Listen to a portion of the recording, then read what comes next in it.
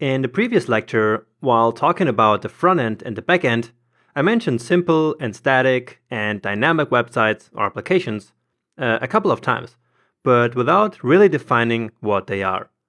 So in this video, I wanted to clarify these things and also talk about APIs in order to bring all these concepts into the bigger picture of back-end web development in general. So let's start by talking about static versus dynamic websites. So a static website, or a simple website as I called it in the last video, is when a developer uploads the final ready-to-be-served files of a website onto the web server. These files usually contain HTML, CSS, JavaScript, images, and more. And as I said, these are the exact files that the server will later send to the browser when the website is requested. The browser will then take these files and render them as they are. This means that there is no work done on the server, there is no backend code, and there's also no application whatsoever running. Okay? So it's just a static web server serving static files, exactly like I mentioned in the last video. Now you might think, wait, when there is JavaScript on the page, then there are usually dynamic effects, like animations and stuff, right? Well, that dynamic that you mean there is a different dynamic. It's just in the context of front-end development. In the broader context, dynamic has nothing to do with effects on the page or things moving around, but with the way websites are generated on servers. Okay? So dynamic websites are different from static websites because they are usually built on the server each time a new request comes in. So like we saw in the last video, dynamic websites usually contain a database.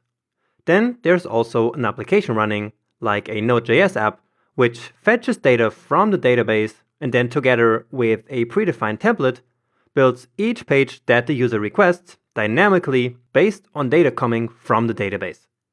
So each time a browser requests a page, that page is then built as HTML, CSS, and JavaScript files, which will then be sent back to the browser. This whole process is sometimes called server-side rendering. So again, that's why it's called dynamic, because the website can change all the time according to the content that's in the database or users' actions on the site. For example, if you're logged into Twitter, it will show you a completely different page than when you logged out, right? And it will also show you a different page tomorrow than it did today, because there are new tweets, so new data in the database. And that is what dynamic websites are all about. Now, if you, for example, go to jonas.io, and you should, by the way, then you will always see the same content, the same website, no matter when you visit or what you do there. And so that means that it's a static page. All right? Does this difference make sense? Now, sometimes we use the term dynamic websites and sometimes the term web application, but they are kind of the same thing. Usually when people refer to web applications, they mean a dynamic website with some functionality like logging in, creating user profiles, searching for stuff, and things like that in general. Websites are, for example, something like a WordPress blog. They are still generated dynamically, but we can't really do anything but reading them, right? And traditionally, static and dynamic websites were the only two types of websites.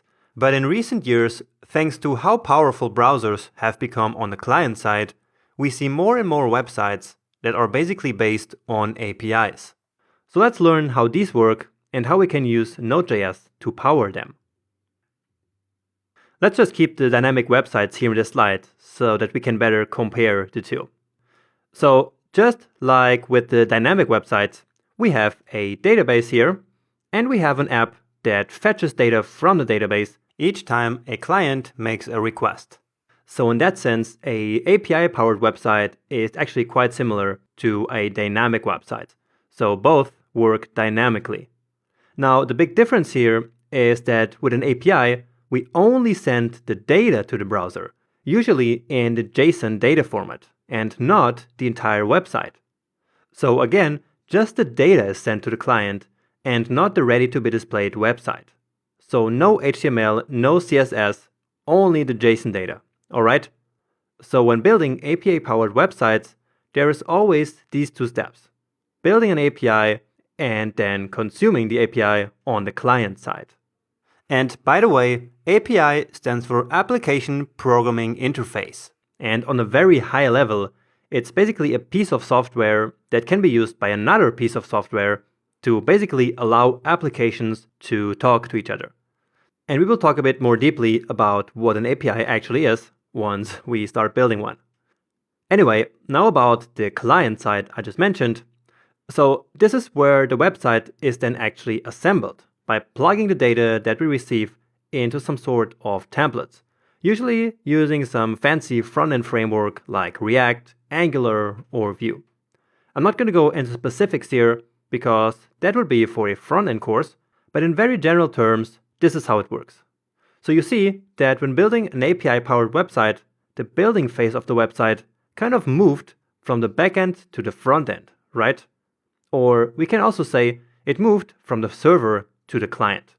That's why many times you will see dynamic websites being called server-side rendered because they're actually built on the server. On the other hand, API-powered websites are often called client-side rendered, which makes sense, right? So for us backend developers, it's actually far easier to just build an API and let the front-end people build a site, right? And in fact, Node is an absolutely perfect tool for building APIs, and it's very commonly used for that. But of course, it's also perfectly suitable to build a dynamic server-side rendered website. So in this course, we will actually do both versions, starting with the API, and by the end of the course, also building a rendered website using the exact same data. I chose to do both because I believe it's extremely important for you to know how to build both an API and a server-side rendered website. And now just to finish this video, I wanted to quickly mention that the APIs that we build with Node, or really any other language, can of course be consumed by other clients than just the browser, which is a huge advantage of building an API instead of a server-side rendered website. So let's say we build an example API on jonas.io/API/myCourseData. So whenever we hit that URL, the server will send back data about the web development courses that I am currently teaching. Now, so far, we only talked about requests coming from web browsers, but we could also request and then consume the exact same JSON data on a native iOS app, or an Android app, or even on desktop apps for the Mac or for Windows computers. The possibilities are really endless when we build an API, because we simply have one data source which can then be requested and used anywhere, not just browsers. That's kind of the problem when we build a normal dynamic website. We return HTML and CSS and JavaScript files, and only browsers can really understand these. So we're then trapped into that single platform. And that might not be a problem in many cases, but for complex products that require a lot of apps and websites and web apps, usually an API is always needed. So in this example on jonas.io, I could build this API and then build an API-powered website and some apps and get my data on all these clients from just one source. All right? And some people or teams don't even have any client of their own at all and simply sell access to their API to third parties who will then consume these APIs and not their own.